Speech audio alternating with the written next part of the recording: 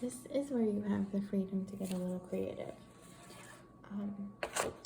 You can fill in your entire silhouette with the black, but then you can also add some text. I just did a simple text here along the top to Silent Night. You can do more, but that is where you can be creative. You can choose different Christmas hymns. If you want to choose some Christmas Bible verses, you can do that. You can also be creative in the way that you display it. So for this sketch, it's a little bit different than this one in that I left this part open.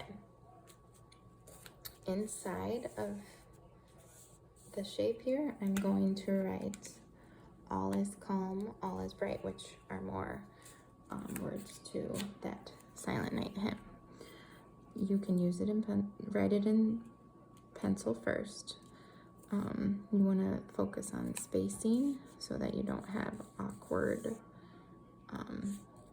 pauses, empty spaces.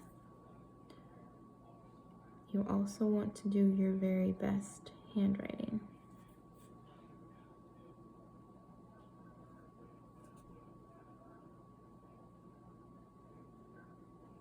You will probably want a very fine tip marker or pen or Sharpie to do this.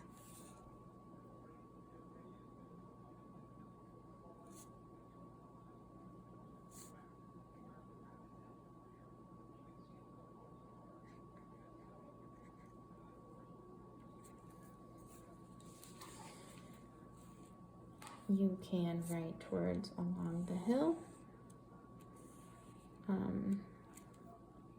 You can try it in some different areas, but that is where using sketch paper to kind of get your ideas down is a good idea. Again, they don't all have to be perfectly drawn on your sketch paper.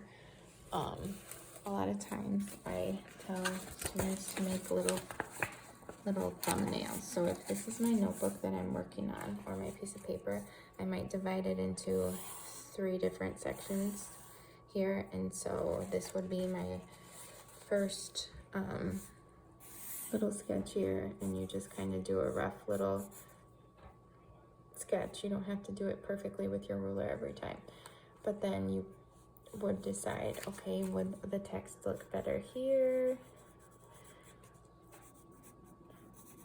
Should it go all the way up and over? You can try that. Just try it a couple different ways and kind of decide where you want it to go. You can decide what kind of text you want, if you're going to do cursive, if you're going to do more of a calligraphy look to it. You can Google different ways to write that text.